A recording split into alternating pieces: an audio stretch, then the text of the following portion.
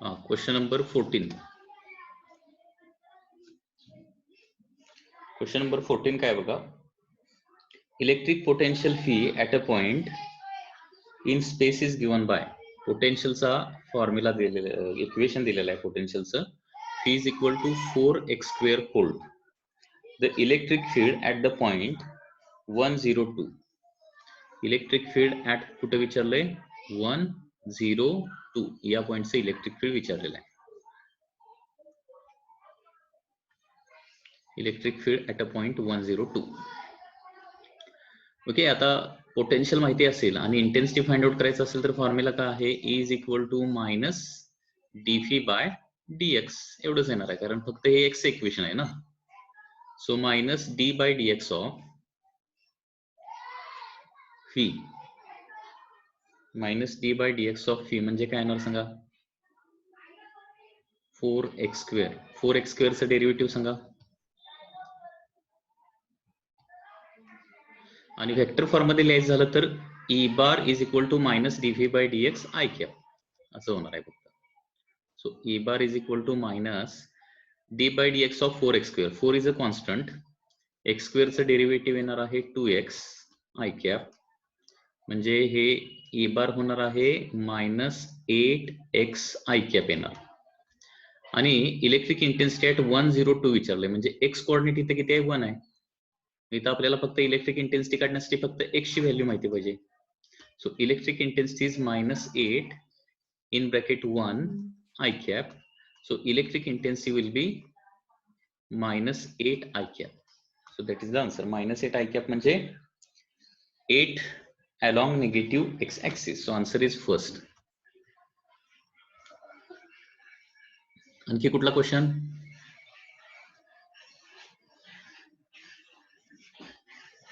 Six number. किती? 6. Number 6. In the region of constant potential, electric field 0 हे आपण study केलंय की. म्हणजे जर पोटेन्शियल कॉन्स्टंट असेल, हा फॉर्म्युलाच बघा की आता आपण पुन्हा एकदा काय, E is equal to minus dv by dx किंवा dv by dr generally. Okay, तर फी जर कॉन्स्टंट असेल, पोटेन्शियल जर कॉन्स्टंट असेल, कॉन्स्टंटचं डेरिव्हेटिव्ह काय तर 0. So when phi is equal to constant, E is equal to electric intensity त्या ठिकाणी 0 असते. त्याच्यामुळे आन्सर येणार आहे electric field is 0. That is question number 6.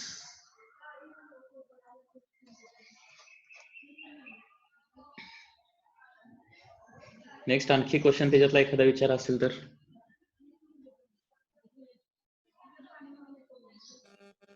Sir question number 7. Question number 7.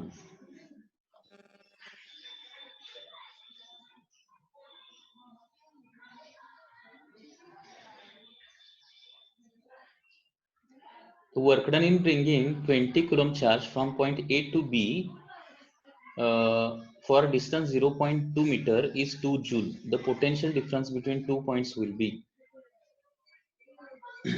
आता पोटेन्शियल डिफरन्स PD काढायला सांगितलंय. आता पोटेन्शियल डिफरन्स म्हणजे काय असतं, work done per unit charge.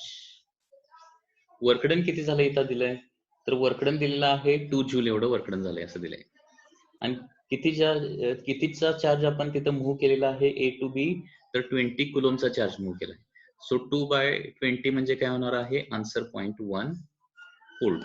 That is the answer, 0.1 volt.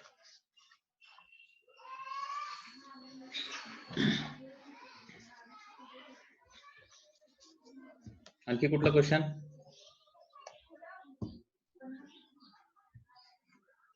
Otherwise पुढचा पार्ट बघूया. Question number 10. Question number 10. किती? 10. Number 10. Question number 10. 2 point charges minus q and plus q are located at the point 0, 0, minus a, 0, 0, a respectively. Potential at the point 0, 0, z, where z is greater than a.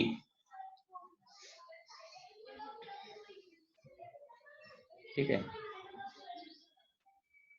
म्हणजे दोन charges जे आहेत ते कसे आहेत, minus Q आणि plus Q आहेत, आणि ते कुठं लोकेट केलेले आहेत, 0 0 minus A and 0 0 plus A, म्हणजे झेड ऍक्सिस वर लोकेट केलेले आहेत. Suppose this is Z axis.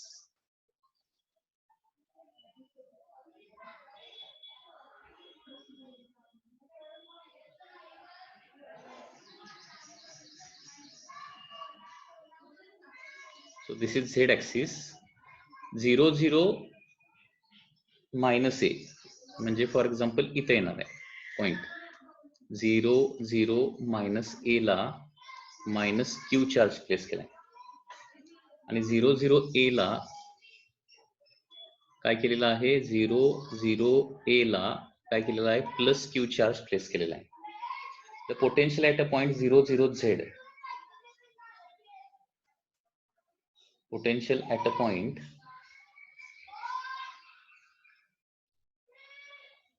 0 0 Z, 0 0 Z म्हणजे पुन्हा एकदा झेड ऍक्सिस वरचाच तो पॉइंट आहे, आणि झेड इज ग्रेटर दॅन ए म्हटलंय, म्हणजे झेड प्लस प्लस झेड आहे ना, म्हणजे इथं कुठेतरी 0 0 झेड म्हणजे हा पॉइंट इथं कुठेतरी येणार आहे.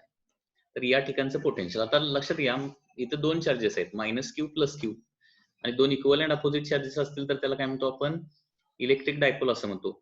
आणि हा डायपोलचा झेड ऍक्सिस म्हणजे काय झाला, डायपोलचा ऍक्सिसच झाला ना, आणि पोटेन्शियल ऑन द ऍक्सिसचा फॉर्म्युला काय असतो, पोटेन्शियल ऑन द ऍक्सिसचा फॉर्म्युला K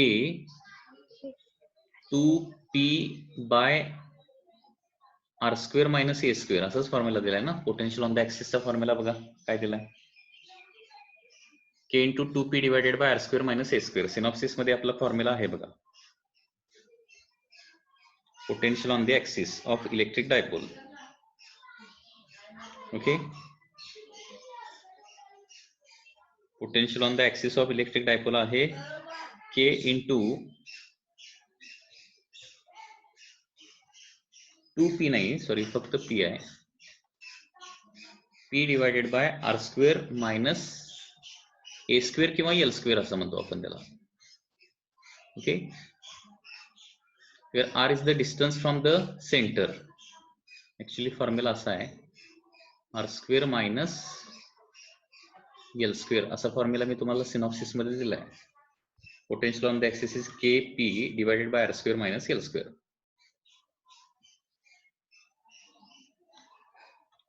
So therefore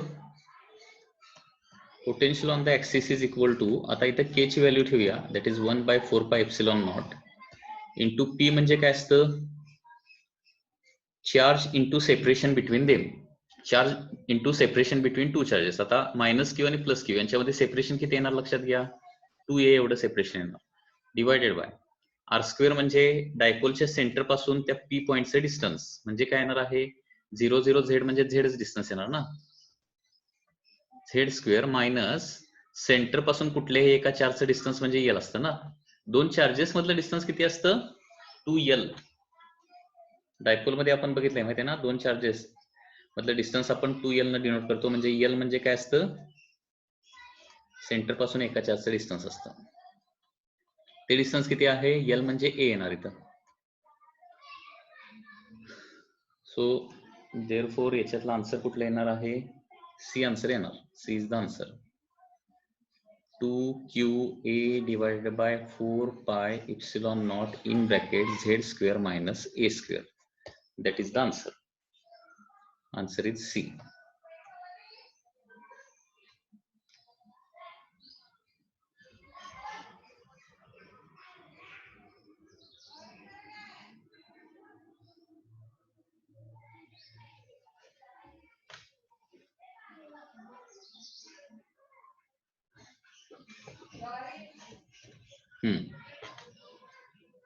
आता नेक्स्ट पार्ट बघूया, इलेक्ट्रिक पोटेन्शियलचे सगळे फॉर्म्युले बघूया, इलेक्ट्रिक पोटेन्शियलचे सगळे फॉर्म्युले. तर फर्स्ट त्याच्यामध्ये इलेक्ट्रिक पोटेन्शियल आतापर्यंत झालेले फॉर्म्युले काय आहेत, इलेक्ट्रिक पोटेन्शियल म्हणजे काय असतं, work done per unit charge असतं इलेक्ट्रिक पोटेन्शियल. ओके, हे वर्क डन कुठलं असतं, infinity to that point p, infinity पासून पी पॉइंट पर्यंत आणण्यासाठी झालेलं वर्क डन डिवायडेड बाय तो मूव्ह केलेला चार्ज म्हणजे काय असतं, पोटेन्शियल असतं. किंवा पीडीचा फॉर्म्युला काय आहे, potential difference is equal to work done from A to B okay, work done from A to B per unit charge. Potential difference म्हणजे work done per unit charge, हे लक्षात ठेवायचं. ठीक आहे. त्याचबरोबर इलेक्ट्रिक इंटेन्सिटी आणि पोटेन्शियल यांच्यामधलं relation बघितलेलं होतं. E इज इक्वल टू काय असतं, मायनस dv बाय dr असतं, किंवा phi is equal to integration of E bar dot dr bar असतं. बरोबर. युनिफॉर्म इलेक्ट्रिक फील्ड असेल तर इलेक्ट्रिक इंटेन्सिटीचा आणखी एक फॉर्म्युला काय असतो, जस्ट फी बाय डी असा देखील असतो. डी फी म्हणजे फी असणार आणि dr म्हणजे फक्त डी असं म्हणू शकतो. म्हणजे दोन प्लेट मध्ये पोटेन्शियल डिफरन्स फी असेल आणि त्या दोन प्लेट मधलं डिस्टन्स डी असेल तर ई बरोबर फी बाय डी देखील आपण म्हणू शकतो. ठीक आहे. त्याच्यानंतर इलेक्ट्रिक पोटेन्शियल ड्यू टू डायपोलचे फॉर्म्युले आपण बघितलेले आहेत. Okay, electric potential due to डायपोलचा फॉर्म्युला आहे, general formula 1/4πε0 p cos θ divided by r square minus L square. हा फॉर्म्युला आहे, जनरल फॉर्म्युला.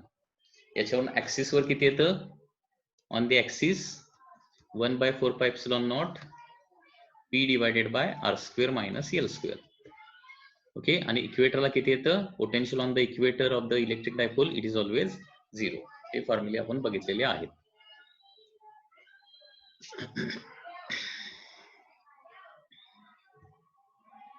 आता next, potential due to spherical shell और conducting sphere.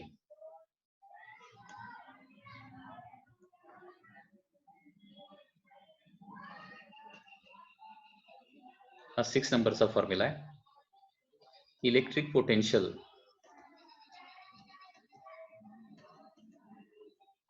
Due to sphere. Okay, हा कसला sphere आहे, conducting sphere आहे. ड्यू टू कंडक्टिंग स्पियर किंवा spherical shell. Spherical shell म्हणजेच हॉलो स्पियर. ओके, सपोज याला चार्ज आपण दिलेला आहे Q, तर कंडक्टर असल्यामुळे काय होणार आहे, दिलेला सगळा जो चार्ज आहे तो कुठं स्टोअर होणार आहे, सरफेसवर स्टोअर होणार आहे. आता आपण याच्या अगोदरच्या टॉपिक मध्ये बघितलेलं आहे की आतमध्ये इलेक्ट्रिक इंटेन्सिटी काय असते, 0 असते. बरोबर आहे ना. कंडक्टिंग स्पियरच्या, चार्ज कंडक्टिंग स्पियरच्या आतमध्ये, चार्ज कंडक्टिंग स्पियरच्या आतमध्ये इलेक्ट्रिक इंटेन्सिटी 0 असते. मग इलेक्ट्रिक इंटेन्सिटी 0 कधी असते, आतमधल्या सगळ्या पॉइंटला पोटेन्शियल काय असेल, सेम असेल तरच. ओके, सो आतमध्ये असणाऱ्या सगळ्या पॉइंटला पोटेन्शियल, त्याला आपण फी इन म्हणणार, ते फी इन किती असणार आहे, के Q divided by capital R. म्हणजे जे सरफेसला असणार आहे तेवढंच पोटेन्शियल आतल्या सगळ्या पॉइंटला असणार आहे, इन्क्लुडिंग सेंटर. सगळ्या पॉइंटला के क्यू बाय आर असणार आहे, where Q is the charge given to the sphere and R is the radius of that sphere, capital R स्पियरची रेडियस. ओके, इनसाइडला झालं. सरफेसला पोटेन्शियल किती असणार आहे, के क्यू बाय कॅपिटल आरच असणार आहे. ओके, आणि आउटसाइडला, दिस इज सरफेस पॉइंट, आणि आउटसाइड पॉइंट म्हणजे आउटसाइडला पी पॉइंट जो आहे तो सेंटर पासून स्मॉल आर इतक्या डिस्टन्सला असेल तर आउटसाइडला पोटेन्शियल किती येणार आहे, के क्यू बाय स्मॉल आर येणार. ओके, म्हणजे इथे जर ग्राफ काढायचा झाला तर ग्राफ कसा येणार लक्षात घ्या, पोटेन्शियलचा ग्राफ विल बी लाईक दिस.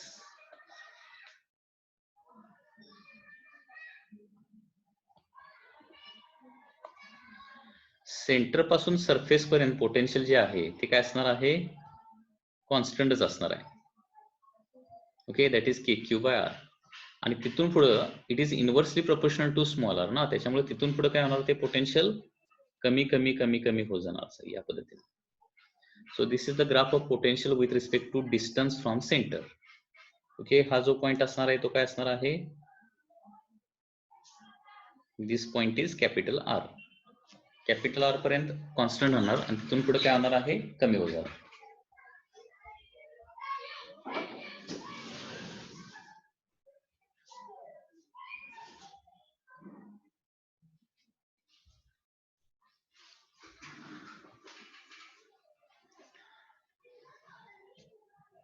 हे फॉर्म्युले सगळे तुम्हाला पाठ करावे लागणार आहेत. ओके,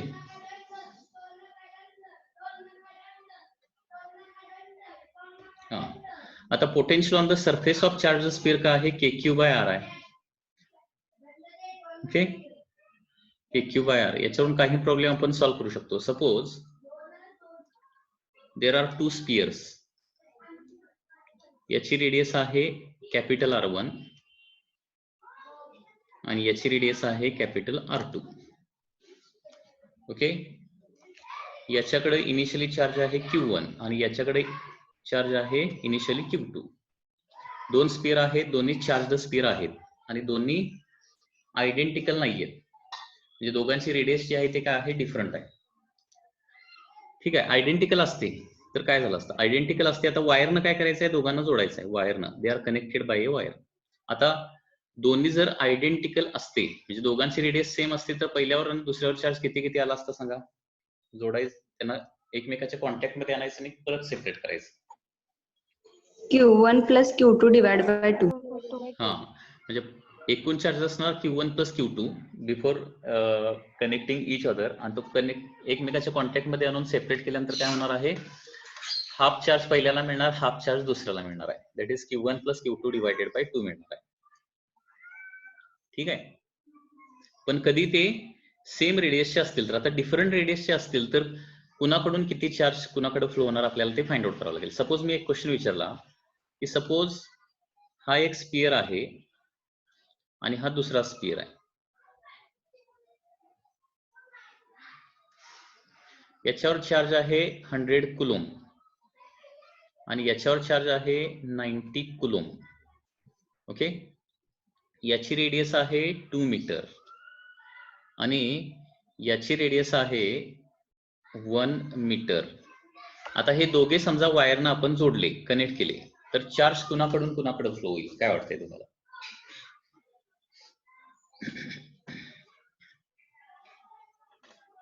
A to B का B to A मूव्ह होईल असं वाटतं?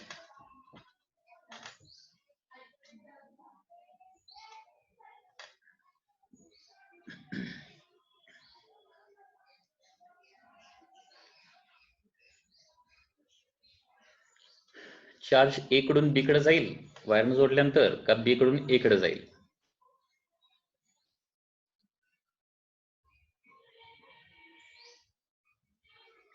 आता चार्ज कधी फ्लो होतो, चार्ज कधी फ्लो होतो, जर PD असेल तर पोटेन्शियल डिफरन्स असेल तर चार्ज फ्लो होतो. आणि पोटेन्शियल चार्ज कसा फ्लो होतो, from Higher to lower. Higher potential to lower potential. ठीक आहे, higher charge to lower charge नव्हे, हे लक्षात घ्या. पाण्याच्या टाकीसारखं आहे. सपोज दोन टँक आहेत. ओके, या दोन टँक्स आहेत, याच्यामध्ये 1000 लिटर पाणी आहे, वॉटर आहे, आणि याच्यामध्ये 30 लिटर वॉटर आहे. आता हे समजा मी पाईपनं जोडल्या दोन टँक, तर पाणी कुणीकडून कुणीकडे फ्लो होईल असं वाटतंय?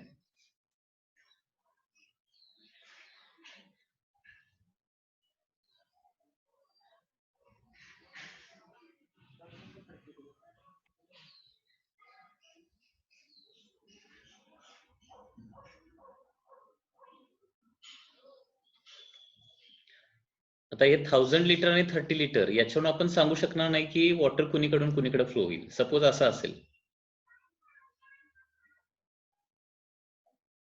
आता 30 लिटरची टँक जी आहे ती अरुंद आहे, त्याच्यामुळे 30 लिटर भरल्यानंतर त्याच्यामध्ये हाईट जास्त जात असेल, आणि 1000 लिटरची टाकी जी आहे ती रुंद असेल तर त्याच्यामध्ये 1000 लिटर देखील अगदी तळाला बसू शकते, अशी एवढी मोठी रुंद आहे. फॉर एक्झाम्पल आता हे दोन्ही कनेक्ट केले तर आता वॉटर कुणीकडून कुणीकडे फ्लो होणार, तर इकडे 30 लिटरच्या टँक मध्ये काय आहे, थोडीशी जास्त लेवल आहे, आणि 1000 लिटरच्या टँक मध्ये कमी लेवल आहे. मग हे जोडलं तर वॉटर जे आहे ते 30 लिटरच्या टँक मधून 1000 लिटरच्या टँक कडे वॉटर फ्लो होणार.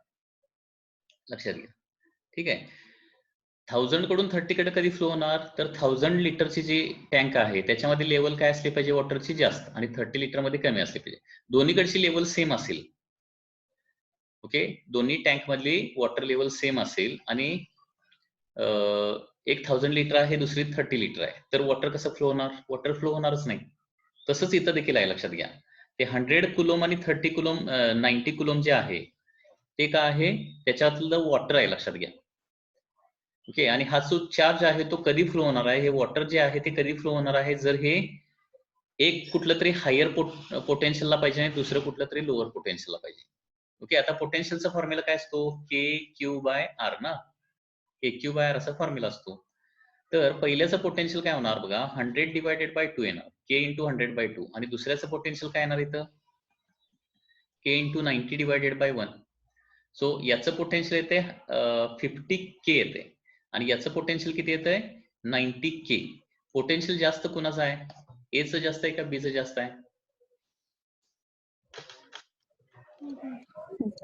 बी चं पोटेन्शियल जास्त आहे, आणि त्याच्यामुळे चार्ज जर जोडला, म्हणजे वायरनं ते दोन स्पिअर जोडले, तर चार्ज कुणीकडून कुणीकडे फ्लो होणार, तर बी कडून ए कडे फ्लो होणार लक्षात घ्या.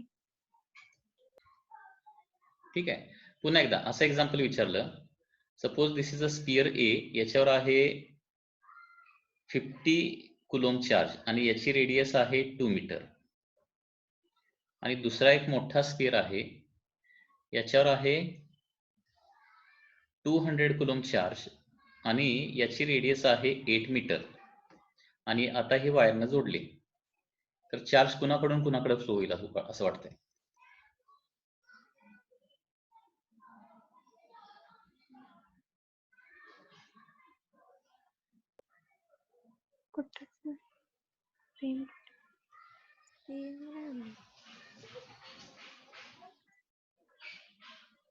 ए टू बी का बी टू ए चार्ज फ्लो होईल असं वाटतंय?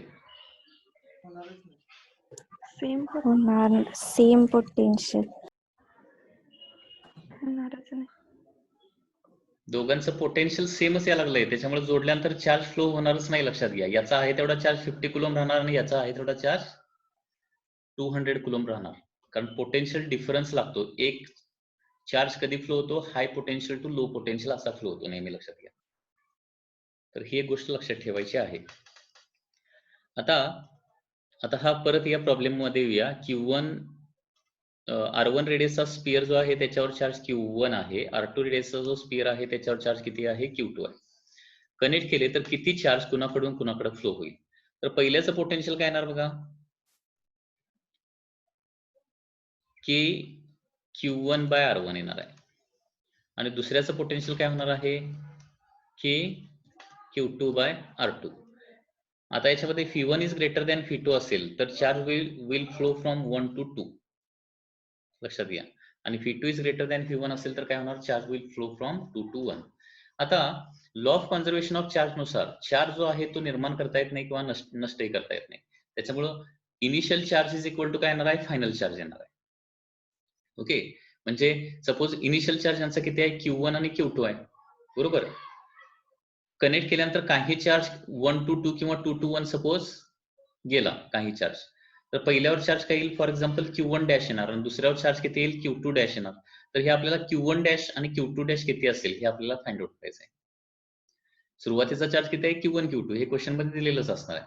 कनेक्ट केल्यानंतर 1 वरचा चार्ज सपोज Q1 डॅश झाला आणि 2 वरचा चार्ज सपोज Q2 डॅश झाला, तर Q1 डॅश आणि Q2 डॅश किती असेल हे आपल्याला फाइंड आउट करायचं आहे. तर ते कसं फाइंड आउट करणार, तर Q1 dash plus Q2 dash, okay, is equal to काय येणार आहे, Q1 प्लस Q2 येणार आहे, कारण सुरुवातीला जेवढा चार्ज असतो तेवढाच दोघांचा मिळून नंतर देखील चार्ज असला पाहिजे. ठीक आहे, त्याचबरोबर पहिल्यावर चार्ज, आता चार्ज फ्लो व्हायचा कधी थांबणार आहे, ज्यावेळी दोघांचं पोटेन्शियल सेम होईल त्यावेळी. आता Q1 dash पहिल्यावर charge Q1 dash आला तर त्याचं पोटेन्शियल काय होणार, के Q1 dash divided bye R1 येणार, आणि दुसऱ्यावर चार्ज Q2 डॅश तयार झाला तर त्याचं पोटेन्शियल काय येणार आहे, के Q2 dash divided by Q2 dash divided bye R2, आणि हे दोन्ही पोटेन्शियल काय व्हायला पाहिजे, सेमच व्हायला पाहिजे. म्हणजेच Q1 dash divided by Q2 dash is equal to काय येणार आहे, R1 बाय R2 होणार आहे. आता हे दोन इक्वेशन मिळाले ना, Q1 dash plus Q2 dash is equal to Q1 plus Q2 आणि Q1 dash divided by Q2 dash is equal to R1 by R2.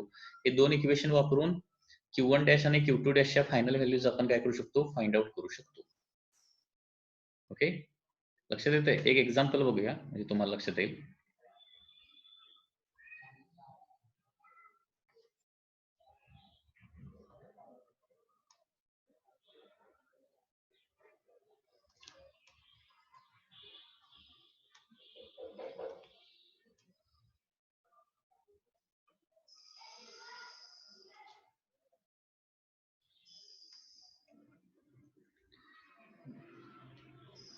First sphere वर चार्ज आहे 100 कुलॉम, सेकंड स्पियर वर चार्ज आहे 70 coulomb. They are connected by wire और they are brought in contact. तर पहिली गोष्ट तुम्हाला सांगता येते का बघा, चार्ज 1 to 2 जाणार का 2 to 1 जाणार?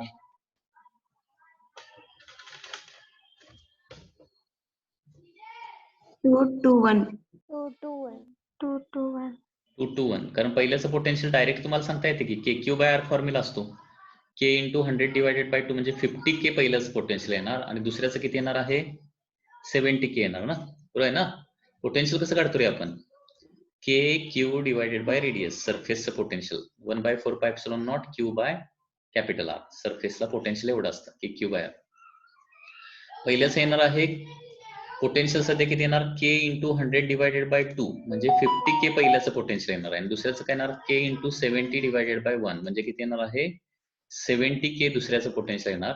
म्हणजे दुसऱ्याचं पोटेन्शियल जास्त आहे त्याच्यामुळे कनेक्ट केल्यानंतर काही चार्ज 70 कुलॉम मधला काय होणार आहे 100 कुलॉम कडे जाणार आहे. आता कनेक्ट केल्यानंतर फायनल याचा चार्ज किती झाला, सपोज Q1 झाला आणि फायनली याचा चार्ज सपोज काय झाला Q2 झाला. तर पहिली गोष्ट Q1 प्लस Q2 किती व्हायला पाहिजे सांगा.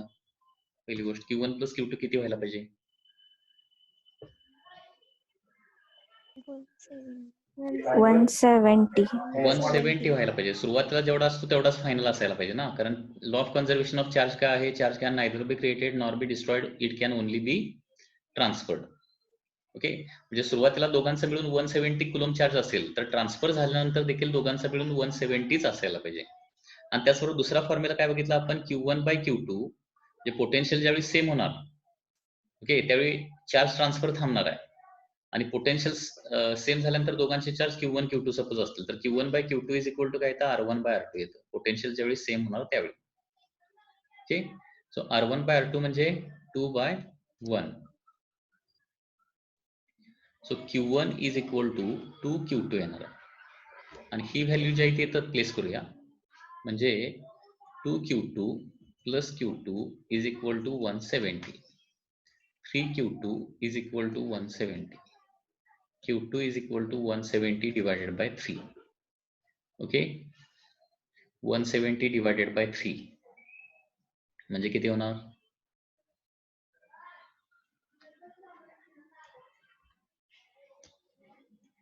$56.66.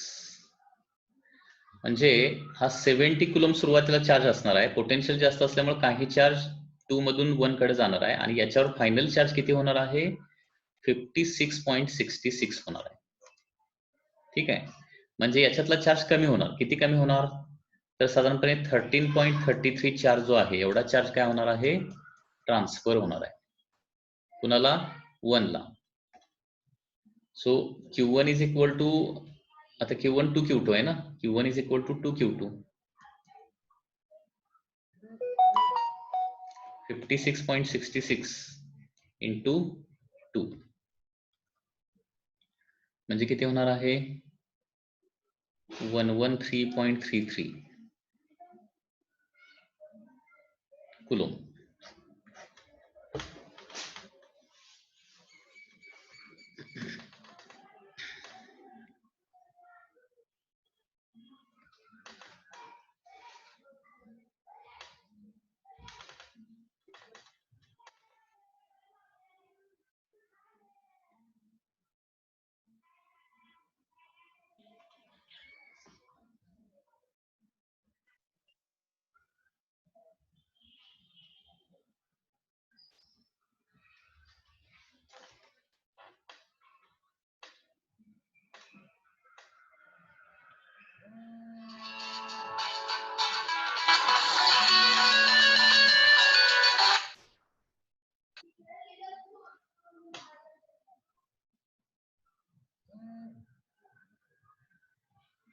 Next,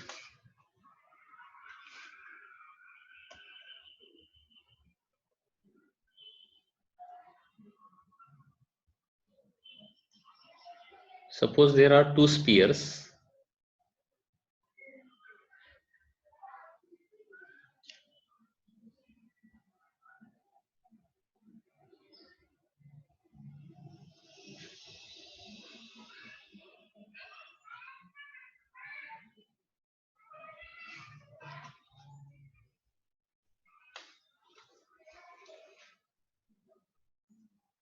आता हा क्वेश्चन खूप महत्वाचा आहे, लक्षात घ्या, कारण हे नीटला क्वेश्चन आलेले क्वेश्चन आहेत, लक्षात घ्या. पहिल्याची रेडियस आहे सपोज स्मॉल आर आणि दुसऱ्याची रेडियस आहे कॅपिटल आर. पहिल्यावर चार्ज आहे क्यू, स्मॉल क्यू, आणि बाहेरच्या स्पिअरवर चार्ज आहे कॅपिटल क्यू. म्हणजे दोन कॉन्सेंट्रिक स्पिअर्स आहेत. Okay, these are the two concentric spheres. Concentric spheres आहेत. आतल्याची रेडियस स्मॉल आर, बाहेरची रेडियस कॅपिटल आर. ओके, आतल्याचा चार्ज क्यू आहे, बाहेरचा चार्ज कॅपिटल क्यू आहे. तर या दोन स्पिअर मध्ये सध्या पोटेन्शियल डिफरन्स किती असेल असा क्वेश्चन आहे. How much is the PD between the two spheres. Inside sphere आणि आउटसाइड स्पिअर यांच्यामध्ये पीडी किती असेल. तर काय करावं लागेल, याचं नाही याचं आपल्याला काय करावं लागेल, पोटेन्शियल काढावं लागणार. ओके, या दोघांचं आपल्याला काय करावं लागणार आहे, पोटेन्शियल काढावं लागणार आहे. आतल्या स्पिअरचं potential on the inner sphere काय येणार बघा. आता इनर स्पिअर वर चार्ज किती आहे, स्मॉल क्यू सरफेसला, मग त्याच्यामुळे त्याचं पोटेन्शियल किती मिळणार आहे, के Q by small R plus. आता हा जो स्पिअर आहे तो बाहेरच्या स्पिअरच्या आत आहे, त्यामुळे त्याचं देखील पोटेन्शियल, कारण कॅपिटल क्यू मुळे आतल्या सगळ्या पॉइंटला काहीतरी पोटेन्शियल निर्माण होणार आहे ना, ते पोटेन्शियल काय होणार आहे त्या इनर स्पिअरला मिळणार, म्हणजे के Q divided by capital R. लक्षात येते का काय केलं मी ते, K Q by small R plus K Q by capital R. म्हणजे या पद्धतीनं पोटेन्शियल जे येणार आहे, इनसाइड स्पिअरचं पोटेन्शियल येणार आहे एवढं. ओके, ही गोष्ट लक्षात आली का बघा, ही गोष्ट खूपच इम्पॉर्टंट आहे म्हणून सांगायला लागलोय. आतला स्पिअर जो आहे त्याच्यावर एकूण पोटेन्शियल किती तयार होणार आहे, स्मॉल क्यू मुळे तर पोटेन्शियल म्हणजे त्याच्या स्वतःच्या चार्ज मुळे तर पोटेन्शियल क्रिएट होणारच आहे. त्याचबरोबर आउटसाइड स्पिअर जो आहे त्याच्यामुळे देखील इनर स्पिअरला पोटेन्शियल मिळणार आहे. आउटसाइड स्पिअर जो आहे त्याचा चार्ज किती आहे, क्यू आहे, त्याच्या सरफेसला पोटेन्शियल किती असणार, कॅपिटल क्यूच्या सरफेसला K Q by capital R. आणि सरफेसला K Q by capital R असेल, आतमध्ये देखील सगळ्या पॉइंटला काय असतं, के क्यू बाय कॅपिटल आरच असतं ना. त्याच्यामुळं स्मॉल क्यू मुळे K Q by small R तयार होणार आणि कॅपिटल क्यू मुळे K Q by capital R. त्याच्यानंतर potential of the outside sphere किती असणार आहे, म्हणजे बाहेरचा जो स्पिअर आहे त्याचं पोटेन्शियल किती असणार आहे.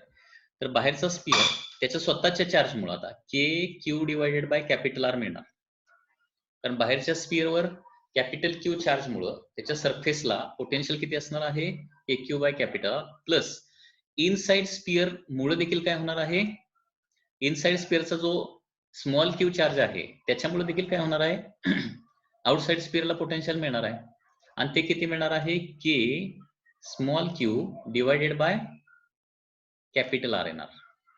कारण स्मॉलर स्पिअरचा जो म्हणजे स्मॉलर स्पिअर साठी काय आहे तो आउटसाइडचा पॉइंट आहे. पोटेन्शियल आउटसाइडचा पोटेन्शियल ऍट द आउटसाइड पॉइंटचा फॉर्म्युला काय असतो, के क्यू बाय त्या आउटसाइड पॉइंटचा डिस्टन्स.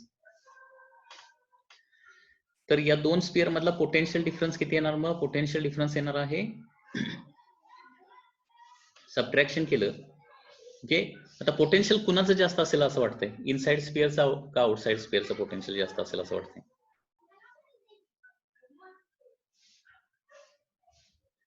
दोन स्पिअर कॉन्सेंट्रिक असले त्यांचा चार्ज कितीही असू दे, कुणाचं पोटेन्शियल जास्त असेल असं वाटतंय, इनसाइड.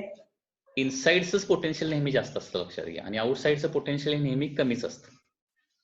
ठीक आहे, मग पोटेन्शियल डिफरन्स म्हणजे inside potential minus outside potential करावं लागेल. म्हणजे ही जी टर्म आहे के क्यू बाय कॅपिटल आर आणि k Q by capital R, ही जी टर्म आहे ती कॅन्सल होईल आणि काय राहणार आहे, के Q by small r minus k Q by capital R.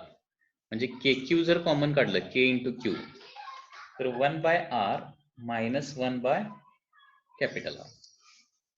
आणि याच्यावर एक गोष्ट लक्षात येते की दोन स्पिअरवर दोन कॉन्सेंट्रिक स्पिअर असले तर त्यांच्यामधला पीडी जो आहे तो फक्त आणि फक्त इनसाइड स्पिअरवर चार्ज किती आहे त्याच्यावरच डिपेंड असतो. आणि लास्ट नीट एक्झामला याच्यावर क्वेश्चन आलेला होता. क्वेश्चन काय होता बघा, आतल्या स्पिअरवर चार्ज आहे 10 कुलोम आणि बाहेरच्या स्पिअरवर चार्ज आहे 15 कुलोम आणि सध्या त्यांच्यामध्ये पीडी आहे 20 व्होल्ट. क्वेश्चन काय सांगतोय लक्षात घ्या. आतल्या स्पिअरचा चार्ज आहे 10 कुलोम आणि बाहेरच्या स्पिअरचा चार्ज आहे 15 कुलोम सध्या, आणि त्यावेळी पीडी किती आहे 20 व्होल्ट. आता बाहेरच्या स्पिअरला आणखी 10 कुलोम चार्ज दिला आणि त्याचा चार्ज 25 कुलोम केला, म्हणजे बाहेरच्या स्पिअरला आणखी चार्ज दिला. आता या दोघांच्या मधला पीडी किती होईल? ओके, तर त्याचा आन्सर काय येणार आहे 20 व्होल्टच राहणार. कारण हा बघा की दोन स्पिअरच्या पीडीचा फॉर्म्युला काय आहे, के small q in bracket 1 by small r minus 1 by capital R. म्हणजे दोन कॉन्सेंट्रिक स्पिअर जर असतील, दोन्ही चार्ज असतील, तर त्या दोन स्पिअर मधला पोटेन्शियल डिफरन्स हा फक्त आणि फक्त आतल्या स्पिअरवर चार्ज किती आहे त्याच्यावरच डिपेंड असतो. बाहेरच्या स्पिअरचा चार्जवर डिपेंडन्स नसतो, लक्षात घ्या. त्याच्यावर चार्ज असू दे नाहीतर नसू दे, ओके, पीडी तेवढाच असणार आहे. म्हणजे बाहेरच्या स्पिअरचा चार्ज कितीही जरी चेंज केला तरी त्यांच्यामधला पीडी चेंज होणार नाही. त्यांच्यामधला पीडी चेंज व्हायचा असेल तर आतल्या स्पिअरचा चार्ज तुम्हाला काय करावा लागतो, चेंज करावा लागतो, तरच पीडी चेंज होतो. ही एक महत्वाची गोष्ट आहे, लक्षात आली का बघा, का रिपीट करावी लागेल?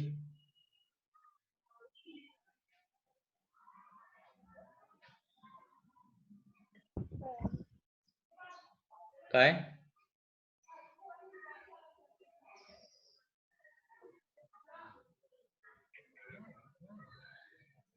सगळ्यांनी परत रिजॉईन करा.